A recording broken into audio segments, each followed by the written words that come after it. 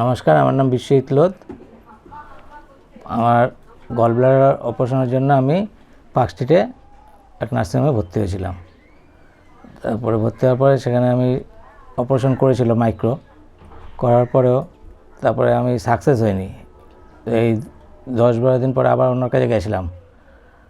যখন দেখলাম যে শরীরটা ভালো লাগছে না, শরীরটা খারাপ লাগছে, তখন যাওয়ার পরে 10-12 দিনের মধ্যে তখন ওরা আবার আমাকে ভর্তি নিল। ভর্তি নেওয়ার পরে ওখানে আবার ড্রেন করলো, এখানে আমার এই সাইডে ড্রেন করেও তারপরে 10 দিনের মতো রাখলো। আবার ওখানে রাখার পরে আবার ছেড়ে দিল। ছেড়ে দেওয়ার পরের দিনই আমার আবার সেই ব্যথা উঠছে। ব্যথা ওঠার পরে তারপর আমার এক বন্ধুর মাধ্যমে আমি আর এন ট্যাগোরের খোঁজ পাই। তারপর আর এন ট্যাগোরে গিয়ে ডাক্তার সাধুর কাছে আমরা যাই। এবার ডাক্তার সাধু অপারেশন করার পরে তারপরে ডাক্তার সাধু আবার আমাকে পঙ্কজ সোনার কাছে রেফার করে। তো উনি আমাকে এখন যা দেখার দেখছে, উনি সব কিছু করছে। এরকম ভগবান আমরা দেখিনি ঠিক, কিন্তু ওনাদের কাছে আমি ভগবান পেয়ে গেছি, চোখেই দেখেছি এই ভগবান। এখন আমি ভালোই সুস্থ আছি, এখন অপারেশনও সাকসেস, সব কিছু সাকসেস, এখন খুবই ভালো আছে এখন। নমস্কার, আমার নাম সম্বুদ্ধ চ্যাটার্জি। আমি বিশ্বজিৎ লোধের বড় জামাইবাবু। আমরা বিশ্বজিৎ লোধকে যখন আর এন ট্যাগোরে নিয়ে গেছিলাম, আমরা আমাদের এক পরিচিত আমাদের বন্ধুর মাধ্যমেই গেছিলাম।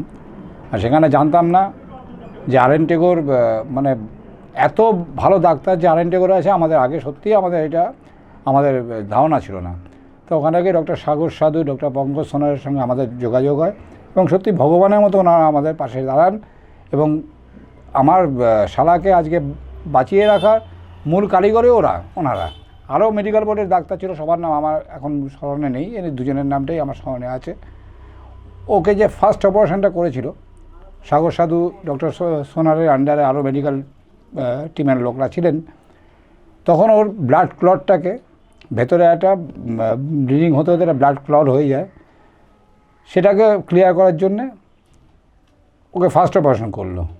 করার পরেও আমার সঙ্গে ডক্টর সোনারের কথা হলো, যেদিন সেকেন্ড অপারেশন হয় উনি চাইছেন আইটা ওপেন করতে এবং কেন এখনও লিকেজটা বারবার ওখান থেকে ওটা ড্রেন করে দিয়েছিল ঠিকই, কিন্তু বলছি যে এত বেরোচ্ছে কেন, সেটা দেখবার জন্য আমাকে আবার এটা ওপেন করতে হবে। তা আমরা তখন বললাম, স্যার আপনারা যেটা ভালো মনে করবেন করুন। তো সেদিনই আমার শালার একটা অপারেশন হলো এবং ওর পাকস্থলী ডিওড্রেমের একটা সামান্য লিকেজ পাওয়া যায়। ওকে স্ক্যান করে সেটা ওনারা দেখেছিলেন, সেটাও ওরা লিকেজটাকে বন্ধ করে দিল এবং খুব সুন্দরভাবে আমাকে সোনা বলেছিল যে এই অপারেশন সাকসেস না হওয়ার চান্সই বেশি। আমাকে আর আমার শালার আর বড় শালার বউ আমরা ছিলাম, কিন্তু অদ্ভুতভাবে নিপুণভাবে, মানে আমরা ভগবান তো আমরা দেখিনি কখনো, মানে ভগবানের মতো ওনারা নিখুঁতভাবে এটাকে সাকসেস করলো। এবং আমি অনেকের সঙ্গে কথা বলে দেখেছি, আমার বন্ধু বান্ধব, আমারও 2-1 ডাক্তার বন্ধু আছে, যেটা মানে বলছে অসম্ভবকে সম্ভব করেছে ডক্টর সোনার, ডক্টর সাগর সাধু এবং তার টিম। মানে আমরা কৃতজ্ঞ আমাদের কাছে। বিশ্বজিৎ বাবুর অপারেশন, গলব্লাডার অপারেশন একটা অন্য জায়গায় হয়েছিল এবং তার পরবর্তীকালে ওনার একটা কমপ্লিকেশান দেখা যায়।